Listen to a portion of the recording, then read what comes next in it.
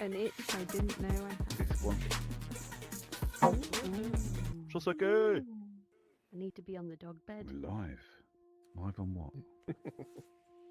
Zephy has joined the space. What's the crack, people? Maybe I'll stand over here so that yes, gotta check the snow. we can see all the visuals for a change. What do you think of that? Instead of seeing my big ugly mug And up then there. You're small. Can you guys hear me? Yeah. Yes. I'm on a different setup. Yeah. Am I Whoa. echoing? Can't you- thumbs up can you- here. No. Hand over No, here sounds so that good to me. No, you Echo, sound echo. fine. LGTM. Sounds good. Nice. Yeah, I hear you fine. SGTM. Awesome. Welcome, folks. This is our AMA. We do this once a week. We call it the Banter-AMA. This is a special one, I guess, because I'm attending today as the CEO of Sidequest. So, as some of you may or may not know, I'm the CEO of a virtual reality company called Sidequest. And yeah, we do lots of cool things in VR. And you can ask me any questions you like about that specifically, or anything, right? That's how this usually goes. You can ask me any kind of questions you like. Typically how we do it is down there in the front on the beach, you know, just in front where the player controls are and stuff like that. If you guys have got a question, you can just queue up there, right? That's the best way for us to work it for now. So what I usually do is I just waffle along until somebody jumps in. Okay, somebody's already in. Oh, Discord Kitty, you don't have? I You do got have something? a question. I was trying to show where the queue was, but I do have a question prepared. Okay, hit me. Okay. So you remember ICQ back in the day, right? Well, okay, yeah. Well, you could hide offline, okay, but you could also have the option to hide offline but let yourself be seen by specific people. Is there any way to Interesting. integrate something like that into Banter in the future? Like if you want, like let's say like for me, we do like staff meetings for various events that I host. So we'd like to be able to see each other so we can have a staff meeting without worrying about random people like jumping in on us kind of thing. Because we do them in Sure. Banter just because it's more immersive to do it like rather than on a Discord call. That's an interesting idea. Right now, the way it works is kind of like a presence system, which, if you can imagine, is something that works. It works similarly to a lot of different things that would have a presence system, right? Like ICQ, for instance, or anything in that matter, like Discord or anything else. In that, you can kind of set your online status. And what Banter does is it basically sets your online status every time you join a space, or if you disconnect, it sets your online status as offline. And then that little button you've got in the menu that turns you off, that's basically the appear offline button. It's an interesting use case to be able to have a group of friends that can still see you. I wonder what would make the most sense as to how you could surface that, right? How you could manage that. And maybe if it's a space kind of or event specific thing, like you say, where you want to have a private area that you can see that people are there, but only certain people can see them. Maybe that makes sense. Might have an idea. What's that? Maybe. Go ahead, Faye. Maybe if people have joined the space, then they will show up to only the people who have joined the space. Maybe that's a way to surface that. That way, if you make a space that is just for the meetings, and you know that that's what it's all about, that if they've joined the space, they can see each other Ravioli has online. joined the space.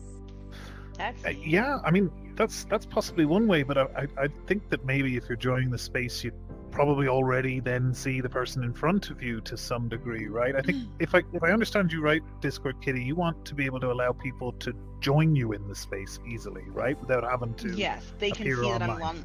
We had the issue Yeah. the other night. We were having a meeting, and Fire Rat looks at his friends list. He's on our staff for the Waffle late show. Man He has doesn't joined see the anyone space. online. But then I surfaced online so that Razor could join us, and then he saw me, so he joined us. And there's like 4 of us in there because we're actually having a staff meeting about the show coming up. But because he just popped on randomly and didn't see us, if he could have saw us, he could have just instantly jumped in.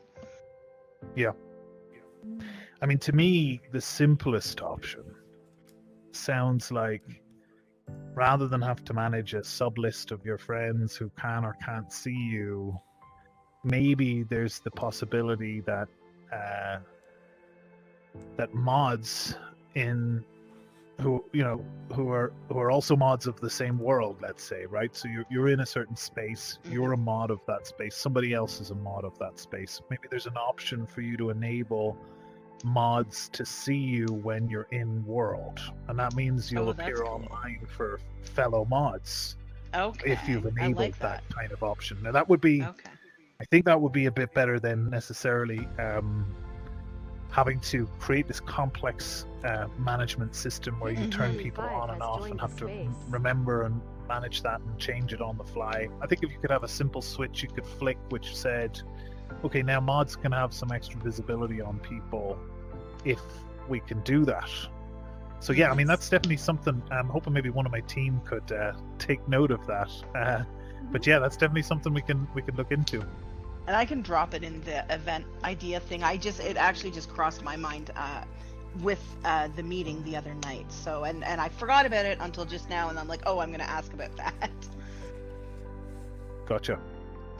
Yeah, it's an interesting one. I'll be honest with you. It might involve some changes to how we do things. But yeah, we'll certainly surface it in the team and spitball. Maybe some ways we might be able to approach it. Thank you. Thank you. Hi. Hey, Muklu, how are you doing?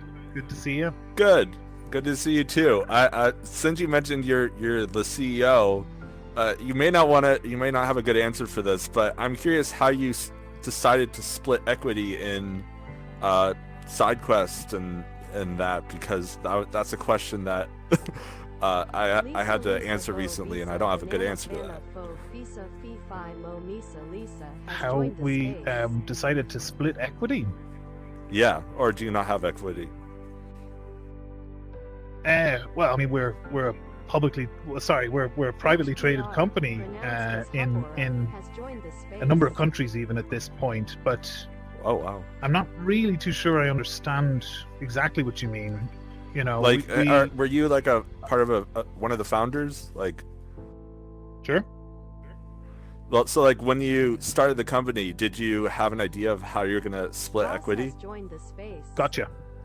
Okay, so me and my wife, we started the company together, and we just split it right down the middle, 50-50. Oh, okay. That's pretty easy when you're married, I guess. Yeah. All right. Well, the way I saw it was 50-50 regardless, right? So I may as well have made it official. Yeah. I mean, if you're already married, then what's one more legal partnership? So, all right. Sure. Well, yeah, that's my question. Yeah, I mean, it's an interesting question, that one. I mean, for some of you that might not realize, in the first 3 years of Sidequest existing, we fundraised, and for anybody unfamiliar, that basically involves, raising a certain sum of money in order to, execute on your goal and try and solve some kind of problem, and now or down the line, then bring a return to those who are willing to kind of jump on board and get involved and invest in the company. So we started out with a pre-seed round of investment. That was in 2019, I think. That involved, at the time, our lead investor was Boost VC, who was one of the biggest investors, investing in a lot of VR companies and a bunch of other cool tech like space tech and all sorts of things, as well as crypto, right? They were invested in Coinbase, who IPO'd I think last year, but obviously we won't talk about crypto because I don't know, depends on who you ask. Bitcoin is doing great, but a lot of other things have gone under, so let's not talk about it. we also which was really great, we got the founder of Oculus on board in our pre-seed round. He came in as well and invested in Sidequest, and honestly it was invaluable to be able to even just lend his ear the once or twice I've been able to. He's a very busy person, but it's great to be able to kind of sit there and shoot the shit and talk about the state of the union, the state of the industry, where he sees things going on into the future. But yeah, we raised $650,000 that year. The following year, we raised our seed round at $3 million. And the following year again, we raised our Series A round at $12.5 million. That was most recently. That was about, God, it must have been about 18 months ago now. The lead investor at our Series A was Google, who came in at $8.5 million. I don't mind sharing all this info with you because it's all public information anyway. So I don't know if anybody's even interested in it, but I said I would give it to you since Moopla was interested in how the equity is broken down. Now, obviously, every time we do a round of investment, we give away a certain amount of equity in the company. I mean, apart from that, we also have an employee share option scheme, which we've been going through quite a lot this year to try to, I guess, get our founding team members on board as well, and kind of give them a piece of the pie and get everybody involved, right? We think Sidequest is great. We've had amazing viral success in the early years. We've got millions of users now on the platform, all eager for content and VR, and much like we do here on Banter in Sidequest, it's the same. We basically just try and pay forward, try and do as much as we can to help those who are willing to take a risk in the space and who want to try and innovate and try and find ways to get behind that, to support them, to lend out our own internal resources where we could. I'm waffling at this point. Anybody wants to stop me, feel free to head on up there to the middle of the beach. I'll be more than happy to megaphone you, but if you don't, I'm cool waffling too. Static, Sorry, go ahead. quick question. What do you got for us? Well, I was just wondering how many names you went through before choosing Sidequest, and possibly what was the inspiration for that, or even the first name you wrote down on paper when it all began. Brilliant question. So Sidequest wasn't the original name. Wait for this. It was awful. Open Store VR. That was the original name. That was the name that Sidequest had for the first 2 days of its existence, until somebody, I can't remember his actual name right now, but you can dig him out. He was credited in the main public Sidequest repo at one point. But yeah, 2 days later, somebody on Reddit said, "You missed a trick. You should have called it Sidequest. Side loading on Quest. Oh, wow. What are you doing?" So it became instantly Sidequest, and it's been Sidequest ever since. Interesting. Excellent. Thanks so much, Shane. Cheers, Static. Divine, but I'm D only to Yeah, Psycho has so joined the I don't know. space. If anybody's interested, I'll be happy to answer any questions you might have. Just Have you ever thought of ask. going public? What's that? Sorry, Have you ever thought of going public? Publicly traded? is that Truckee talking? I'm on a Yes, new yes, sir. audio Yeah. system. No, yeah, it's me. Yeah. I make a phone Go in ahead. for you. Have you ever you. thought of going public? Well, I mean, ringing the bell, right? That's what a lot of companies aim to be able to do at a certain point. It's eventually Mhm. where you end up on, in the venture route that we're on now, right? Where you will Mhm. raise potentially several series of investment. The IPO is kind of the end of that journey, really, right? That's where you kind of do Right. the big final thing. And yeah, I mean, of course, So that is- we'd love that to is be able your- to. Okay, so that is a goal. Okay, cool. XXMAXST33LXX No problem. has joined the space. But yeah, I mean, look at this space, right? I'm just going to waffle. Oh, Mooplu, are you? Dawn has Yeah, Is it on I there? had a Question? follow-up question. Did you split Okay. it 50-50 or 51-49 so that someone had, like... and he's gone. Okay, let me explain what Oh, no. happened there. So me and Faye went over and back, megaphoning, unmegaphoning, megaphoning, unmegaphoning, over and over and over. We went over and back, and I don't know, in the end, maybe we crashed him or something. I think Oh. I have. Banter has joined the Completely Sorry, space. Mooplu, So- go ahead. Oh, my question was voting shares. Like, Don't touch did it, you Faye. split it 50-50 or 49-51 so that 50-50. one person always had voting 50-50. shares? 50-50. Like I So said, how do you it was re- 50-50 resolve- regardless. How did you resolve disputes that if people had differing opinions that and required equity Well, voting? I mean, that's a great question. I mean, ultimately, we're all invested together in the vision, right? And as the CEO, that kind of falls under my responsibility, I guess, to be able to bring the vision, right? So obviously we've got the founding members and we've got our board, and we vote on our board and everything. But when it comes to the day-to-day operations of the company, much like any company, there is typically one person in charge. That's me, and I'm responsible for the day-to-day vision, let's say, as well as the longer term vision. But my wife Orla, she supports me as the COO of the company as well, so she's obviously very active, more focusing on making sure that everything is tickety boo in terms of the logistics of the business side of things, right? She's managed to in a pandemic establish our company as a global company. We're in, let's see, we have a company in the US, a subsidiary. We've got our main company in the UK and another subsidiary in Spain. We have 36 people now all across the globe, across several states in the United States, plus Canada, the UK, Northern Ireland, Spain, Germany, Australia, Beijing. We're a fully remote company. We don't have any headquarters. Our company has a virtual office, effectively, as our headquarters. And we work entirely remote. I'm waffling now at this point. We have a 4-day working week. I'm a big believer in a work-life balance, although I tend to preach more than I practice in that regard.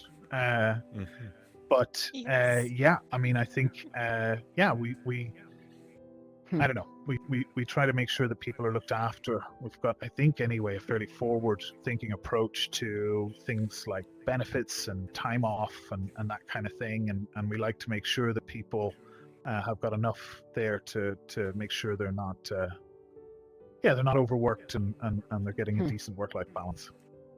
Are you hiring full stack developers for backend? You know what? SidequestVR.com/careers. Absolutely, to keep an eye on that. We will absolutely be hiring throughout the rest of next year. Right now, though. There is an expression of interest where you can just submit your CV in advance, which would effectively shortlist you for positions. But if you hold tight, that moves very quickly. The unfortunate state of the union right now is that there are a large number of people out there. So when our roles do open up, we often are hit with hundreds of applicants within a short space of time, which is really difficult because we have to close them very quickly, and then we work through all of those and we respond to each and every single one of them.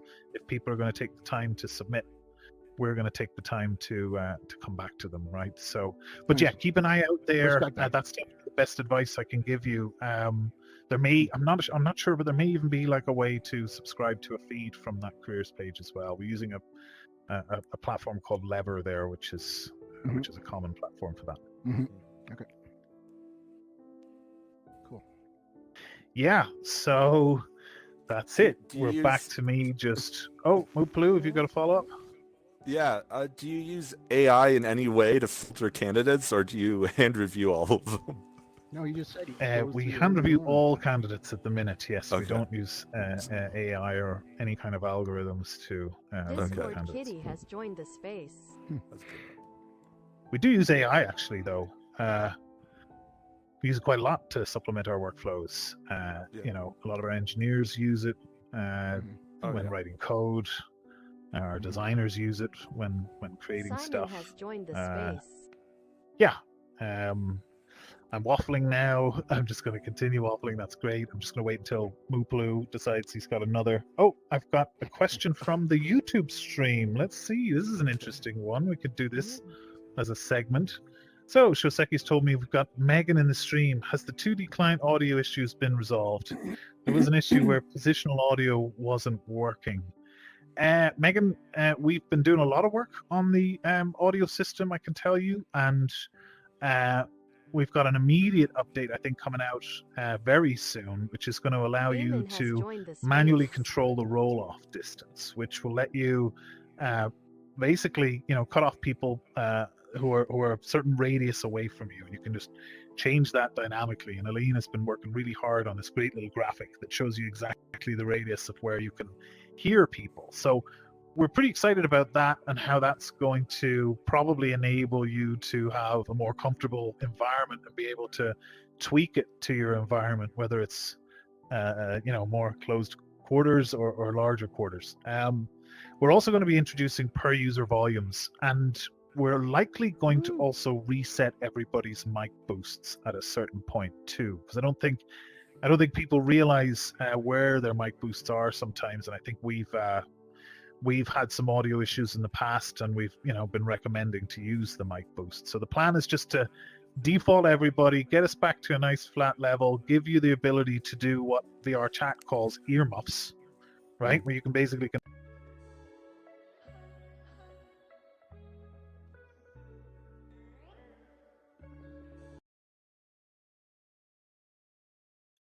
Megan, I don't think we have any other issues right now that I'm aware of with positional audio. But if there are any specifics, if you can hear us out there, Megan, if you've got any details of problems you've had, please dump them into the Discord or put them into the chat. I'm sure Shoseki will pass them on. But yeah, loads of things planned to try and make audio more comfortable, right? We're well aware that there's some inconsistencies there, and we hope to be able to give more power to you guys to be able to control that very soon. If Aline has her way, it could be days away. So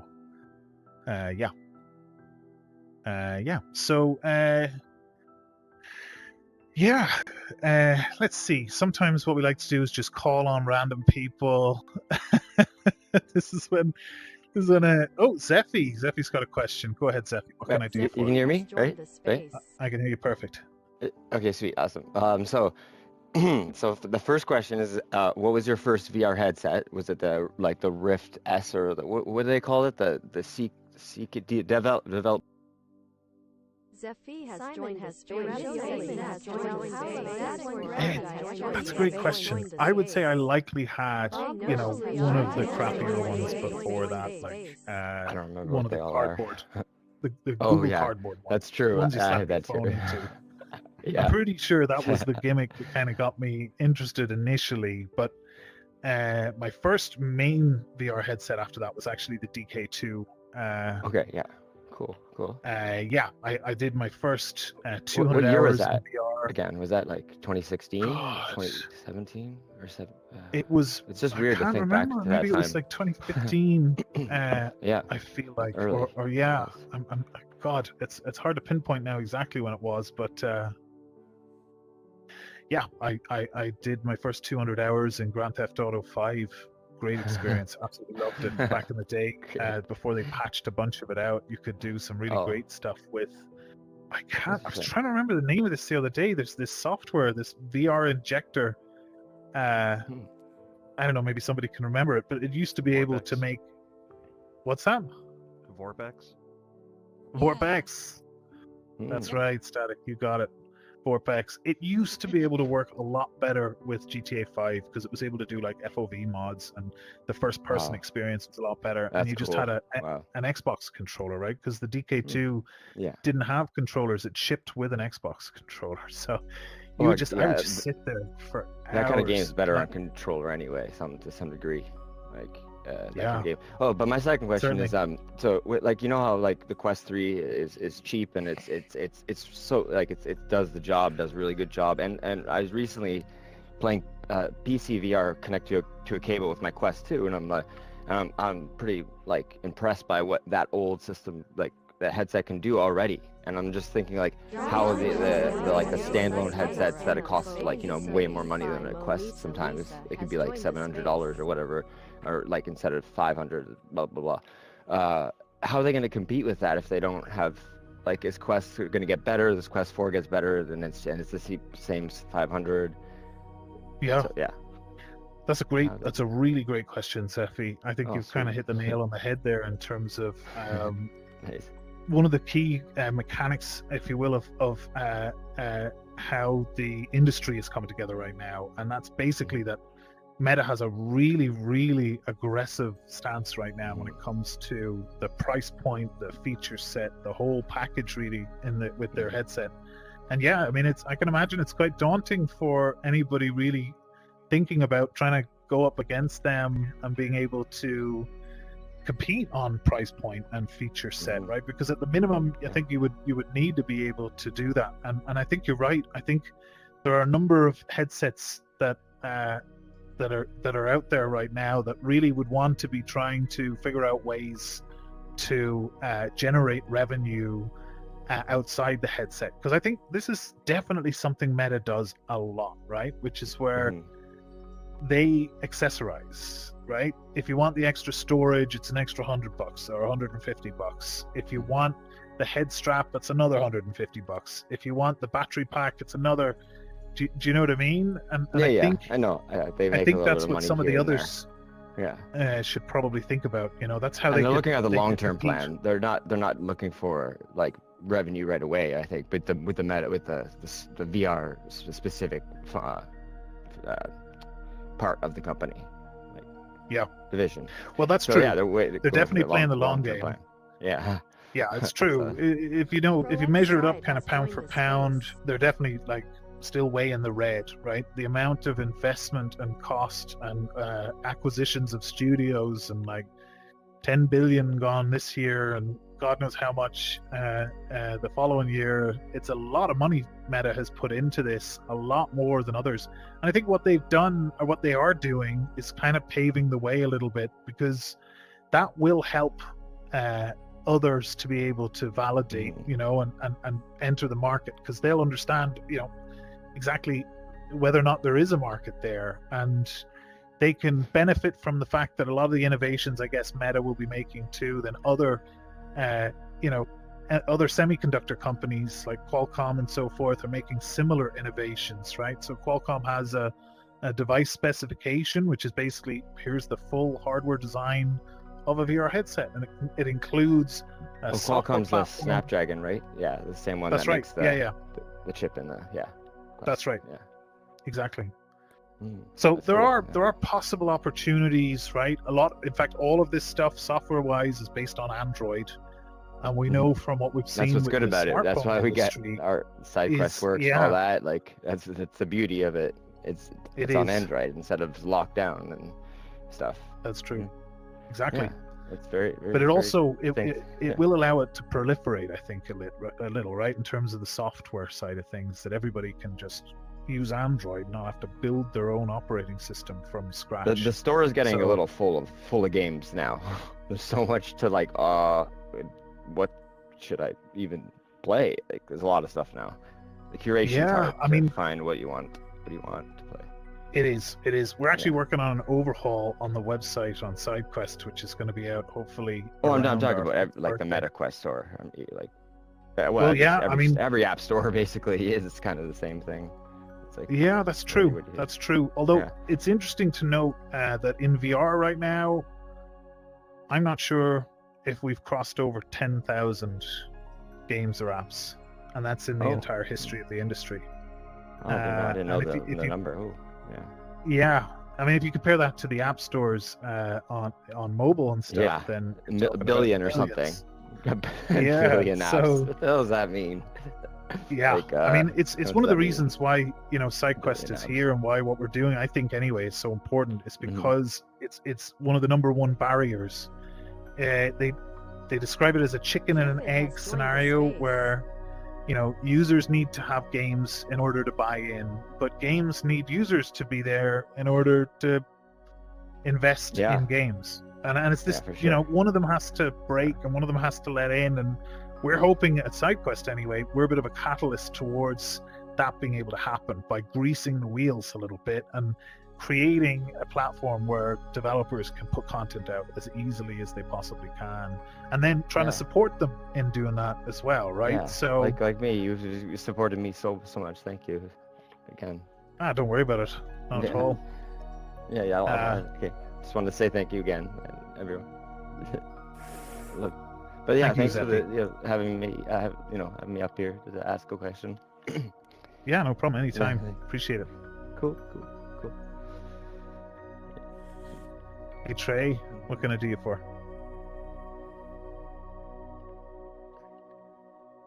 I think you're muted if you're talking. Can anybody else hear Trey? Is it just me? No. he's No. Trusty has joined Oh, the hello? space. Hello? Out there. Hello? I can hear you now. Oh, you can hear me now? Okay. I was muted. But anyway, when is the I'm sorry I came in late, but when is the SDK 2 coming out, like the next version of it? And what can you tell us about it? Or what can you tell us about it? That's a good question. So the SDK v2 is kind of a complete rewrite of a lot of the core parts of the game. And what I can tell you is that about a huge portion of that work is basically complete. And I'm actually using the SDK v2 as we speak right now in this space, this entire space, and all the bells and whistles, the video player, all that mad stuff. It's all working through SDK v2 for me right now, which is pretty great. SDK v2 is going to be a much more, let's say, capable, much more mature, a much more solid base foundation to be able to build worlds on, right? But right now, we've built out all and any functionality that is already being used, right, in any of the worlds that are here. That's what I've been doing mostly over the last week, has been stepping my way through world after world and making sure that everything is still working. It's one of the things that we've committed to doing with SDK v2 is ensuring backwards compatibility with everything that we've built, right? And that's a pretty tall task in terms of how we're doing things, especially given that the sort of libraries and third-party dependencies we've relied on before, now we're polyfilling and we're shimming those, and we're trying to remove them from the equation as much as we can and fall back onto just, a straight-up vanilla JavaScript interface, which is very similar to Unity's own API, right? We're a lot more tightly coupled with how Unity is doing things now. And if you're anyway familiar with Unity, you should, and C# inside of Unity, then you should be very familiar with how you can use SDK v2. But that's not the only thing that's coming, because we're also bringing Unity's visual scripting in for users who don't want to code, right? So the truth about SDK v2 is it's just really going to give you so much power and so many different options. So if you prefer to do things one way, you're going to be able to do them that way. And Unity's visual scripting system is incredibly powerful for those of us that prefer that graphical interface. It is it's incredibly capable.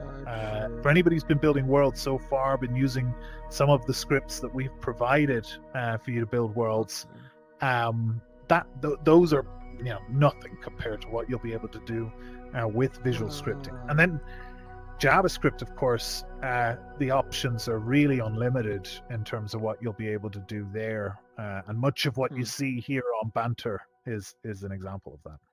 Okay. Because I know one thing about Banter is I like building assets. That's one thing I like to do. And so is the only way is it an easy way to bring in assets into Banter other than uploading them through Unity, or is that gonna be an easier way that I don't know about maybe? I think we're probably going to be leaning into doing stuff, at least for the short term. We've lost Trey. I'll maybe give him a moment to rejoin before I answer that, just so that I was going to say he gets to hear. Trey has joined the space. There we go. Thought I saw him there. Works has joined I the got space. kicked. Sorry. Oh, I don't know why I got dropped. kicked. That's okay. Not to worry.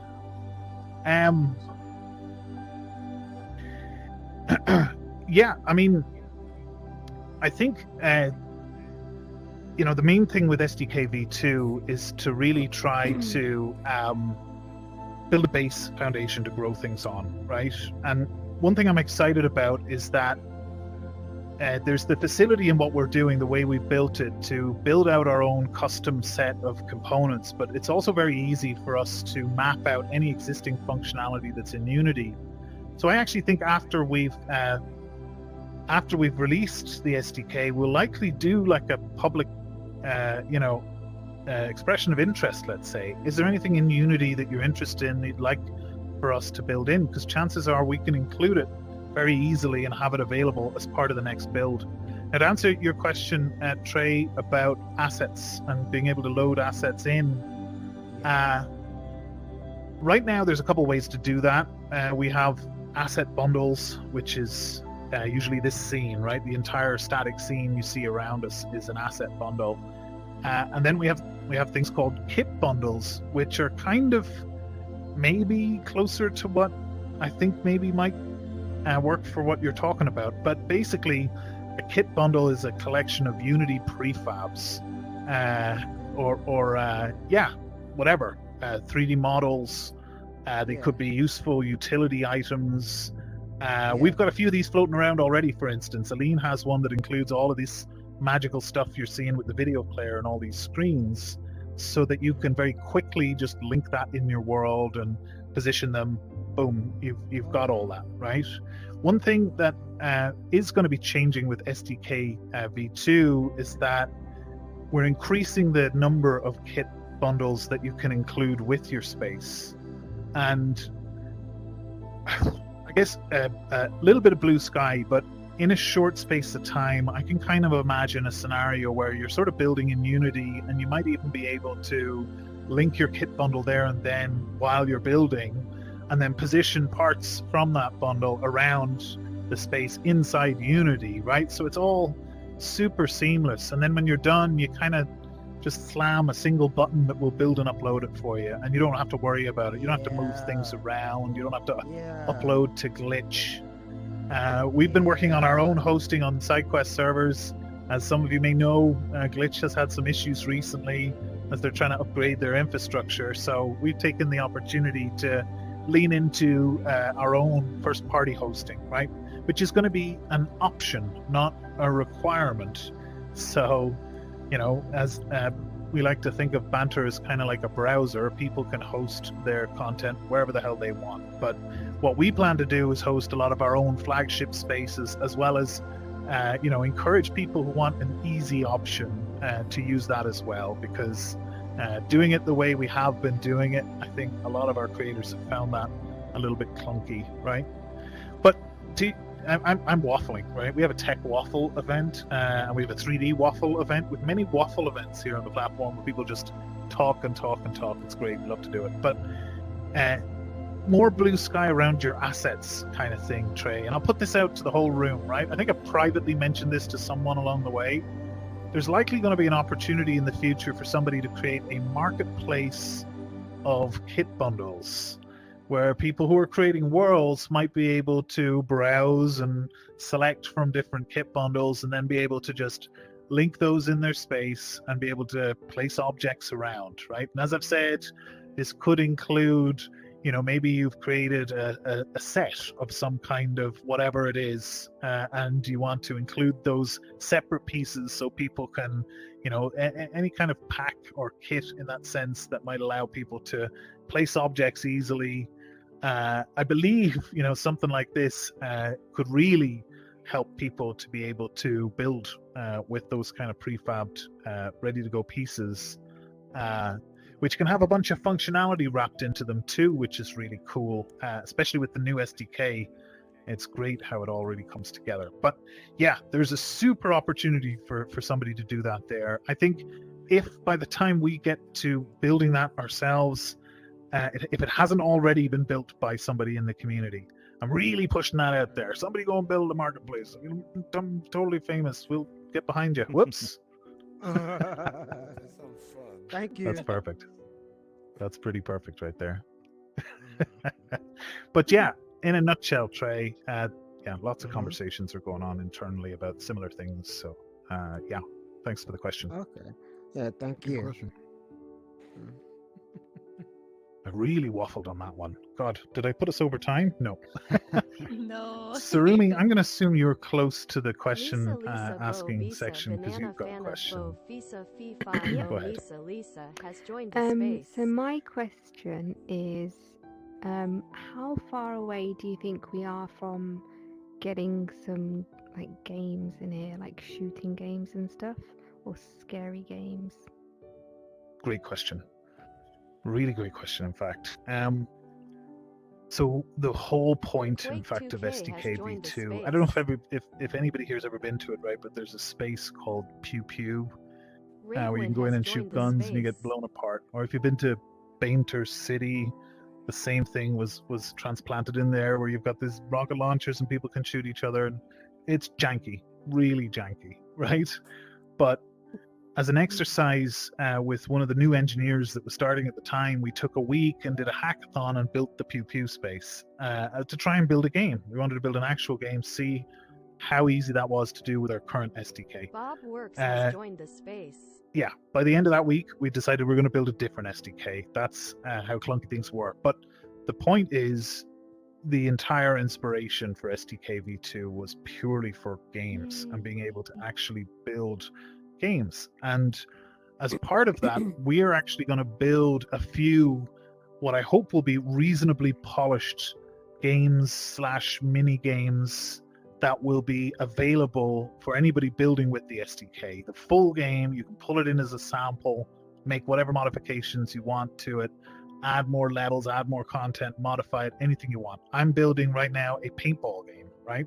Yes. So that's what's going to be available when the SDK is available. Not only as a game on the platform for people to play, but as a starting point for anybody who wants to build that kind of thing. So yeah, I hope that answers your question. Yes, thank you. I'm very excited about that. Truckee has joined the space. Awesome. Moto28 has So, joined the space. let's see. Picking a random person from the audience time. Who's it going to be? Who's out there worried I'm going to put you on the spot? Oh, hang on. We've got Vanquisher. Yes. So, bull scripts. Can you tell us more Okay. about bull script?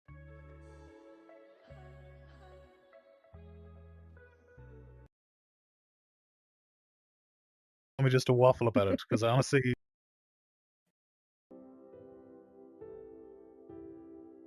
latest innovation, right? Bullscript is what it allows you to be able to come to terms with, the art of the possible as quickly as possible to get up to speed, so that now you can do everything all at once. Bullscript is like Minority Report meets The Matrix meets Inception meets Tenet meets everything you've ever thought of, all that mad stuff.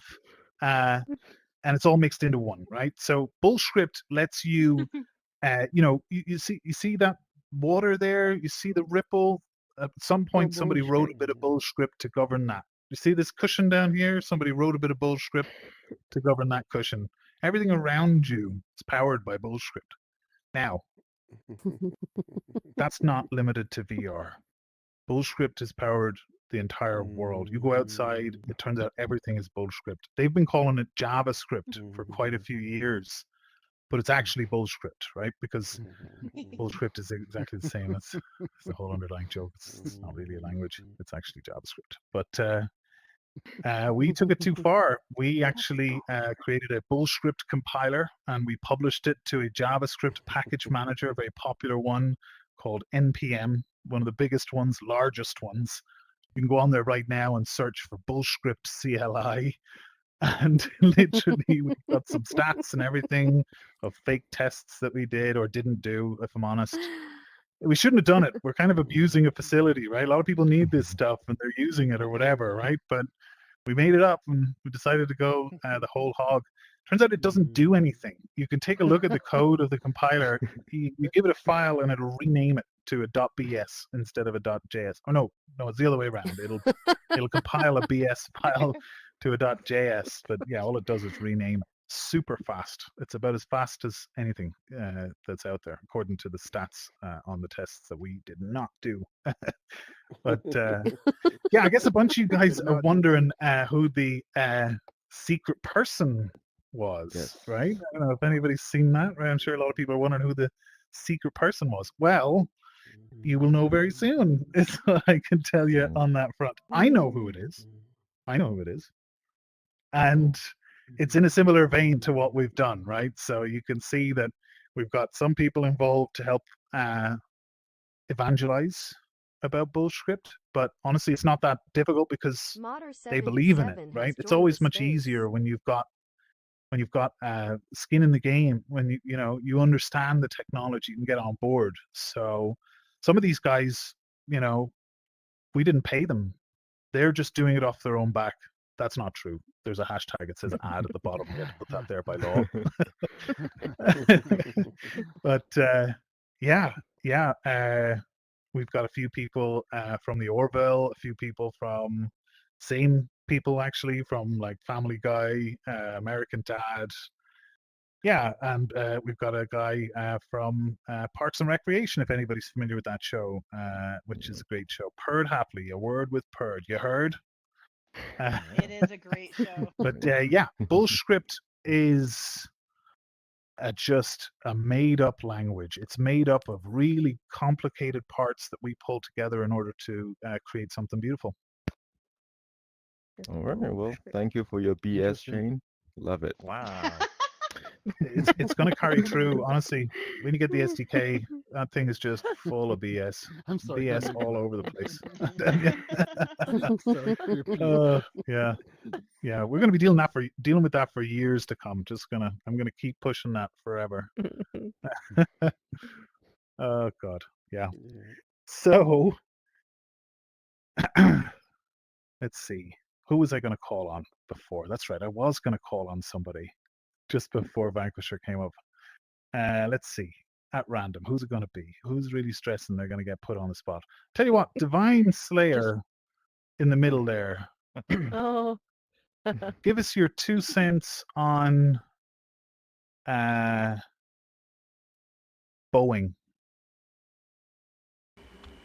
Bowling? Boeing or bowling? Yeah. Boeing. Which one? The- Bowling? Boeing. No, Boeing. Boeing. Yes, airplanes. The plane that can't keep their doors off. The company that can't keep their doors off. I don't know nothing about that subject. I'm They sorry. Keep their doors That's off. fair. That's fair. Yeah. That's the sort of thing I think Boeing needs to hear right now, right, everybody? Yeah. We don't know They nothing keep about their what's going doors on on. over there. No, Absolutely nothing. Yeah, nice. Wise words. Thank you for that, Divine. That went so well. I'm going to do it again. I'm going to go straight in. Let's see. Can I ask something first before you do Yeah, that? over here. Oh, no, Truckee. no, Sorry, my bad. No, Go someone ahead. else wanted to go. Go ahead.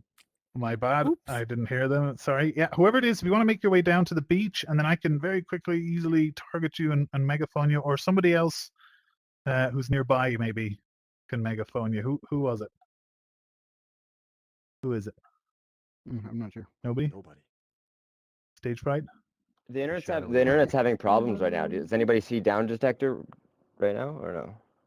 Oh no. I got disconnected from here 2 or 3 times already. So it that must be just something in case anybody Um, gets disconnected, like if you look at down detector, it's all blah. No blah blah. Yeah. A lot of blah. Debbie was literally who I was Technical- going to. That's why he's technical already term there. megaphoned. Yeah. Beautiful wise words and support and tech. Beautiful wise words. Yes.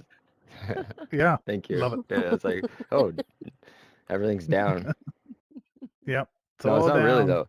I zoomed in on my area and I'm like, whoa, it's super red. This huge red like bubble, right? And then I go and then my area, it's like, woo, it's not there though, but it's everywhere. It's like bunch of, but I got spared. It sounds like it. Your connection seems pretty good from this end anyway. Yeah. Yeah, it's like all over the GTA right now, the Greater Toronto area, XX Casper everywhere. XX has joined the Nice. space. I'm in the same area and I'm There's fine, Greater but like I Toronto said, I've been area, Yeah. that's great. disconnected twice, You should look at the down detector map and zoom in and see if you have a red, dot bubble thing. Okay, so the internet may Oh, have gone down. Everybody, it might be the Went end of down. the world. The whole Honestly, thing. I'm pretty sure that the internet can't go down unless It it's must the be end of under the Rogers. world, right? Somebody back me up Yeah. on that. There's It's a gotta be movie the end of the that world. Fully It's too distributed. It's too Oh. decentralized, really, isn't it? Maybe yeah, core servers. infrastructure. If the US got hit, we'd be in a bad situation. I think it's the right? ISP is the biggest problem. If something happens to all of them at the same time. Could be, yeah, could be. ISPs are the bottleneck, or not the bottleneck. You know what I mean? Yeah. No, the And Jesus, the they're vector more likely point, to just right? gang up, right? ISPs, they're gangsters, especially in the US. Gangsters. Jesus. They are kind of gangster. Yeah. Not like in a good way, but like like good. Sorry, Trey. We're keeping you waiting. We're That's a quick waffling on here. question. My apologies. It's okay. Go ahead. It's all right. So I know What that about you Frucky? can on Ready Player Me in the studio. We can make different like assets, like shirts and things like the one I'm wearing. But is it a way to like share those assets with specific users? Like, so when they go to my username.readyplayer.me, they only that user sees it. Yeah, I mean, it's an interesting one. So yeah, I mean, first of all, there is a way to direct users to your Ready Player Me portal. You can get them to open the browser in the menu that's right now in the top right, just next to the X button. There's a little globe icon. In there, if you hit the home button, there's a little box in the middle that says "Go to URL." Yeah, and that's why I enter the person's username, but I want it for a specific user. Now I want everybody to see that and have access to, like I said, you making a shirt for somebody, and it's specifically for them, like. Gotcha. And you don't want everybody else to have access to it. It sounds to me what you're maybe looking for is the lockable API facility that Ready Player Me has. So there is an option to lock certain assets and items in your Ready Player Me catalog, and that way nobody can select them. You can actually unlist them as well so that they're not visible for anybody. And then once they're in a locked state, you can individually unlock them for individual people. And then you can have combinations there where nobody can see it, or people can see it but they can't select it, or only the person or people that you've unlocked it for can see it or select it, if you get what I mean. So yeah, that's all possible through Ready Player Me's interface. Oh boy, we lost Trey again. The internet is down. The internet is down, Zephy, you're right. Can I just ask? Tell us more wise words about it. How many developers? Mostly Canada right now. I'm looking at it. It's not America as much, but if you go to the .com as well, because .ca.com, the different versions, it is still hitting America as well. But you're not in America, so I haven't checked .uk, but I don't know if Down Detector has .uk. Does it? That was a question. Man, it's all the earthquakes. I'm not sure. That's only Is my answer. Does anybody use any down like IT apps Trey that has show like joined the what space. services are having problems? Interruptions. I think Down Detector is probably a good one, though that is based on self-reporting, right? So that's not necessarily anything. That's just people reporting on Down Detector itself. Though often it's actually hard to determine where the root cause of that is, I guess, right? Because if one critical ISP goes offline, then probably a load of others are going to be reporting issues trying to communicate with that. I think we saw that recently. That's true. Yeah. So, but yeah, I mean, it's definitely a good early warning system. Let's say that something's going wrong. Maybe we can check in with you. It doesn't every 5 always minutes. affect me. Like most of the time, like I'd say, like more than half the time, I don't actually feel the effects of whatever Down Detector is saying. Like say, oh, it's having problems. Like okay, not for me. So yeah, it's a little iffy, but it has worked and it has like given me an indicator in the past. That's all. Like some. Yeah, it's definitely useful. It's definitely a useful site. That's for sure. Definitely is. Yeah, things can go wrong a lot, right? On the internet, especially when things are posted everywhere. Trey, are you in Canada or no? Or you're in Canada? Are you in Canada, Trey? No, I'm in Fort Worth, Texas. Oh, right. Let's see. Mediacom is okay, never mind. I'm not going to talk about all the companies that are having problems in the U.S. Anyways, I'm cool. We can do it if you want. What was you saying? I want take 20 minutes. List them all off. List of yeah, no. Oh no, that's boring. Cheers, Zeffy. So yeah, Trey, did you? I don't know. I'm assuming you heard that before you disconnected. I think we just about wrapped that up in terms of using Studio. You were saying Ready Player. It's in Ready Player Me. Yeah. Okay. I'm sure if you check out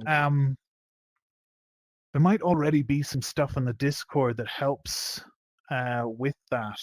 I'm not sure. I'm not sure if there is any kind of scripts. Maybe there's something I can check with Aline. She might be able to share that will like let you just put in a user ID and hit unlock, and it will unlock it for you. For that user. That'd be great. But in any case, let's keep that convo going if you like in the Discord, and we can walk that path and figure that out for you. All right, thank you.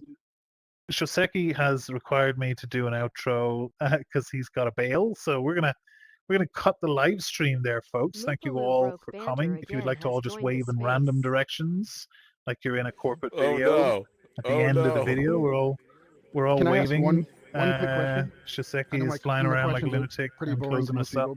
This is the end bit. You can all look at this later and see it's lovely. Honestly, it's great. Who knows? I'm not sure if he is or not. Yeah, oh yeah, you're famous. You're famous. We've got 2 or 3 people watching live at home. Sorry, 2 or 3 billion people watching live at home.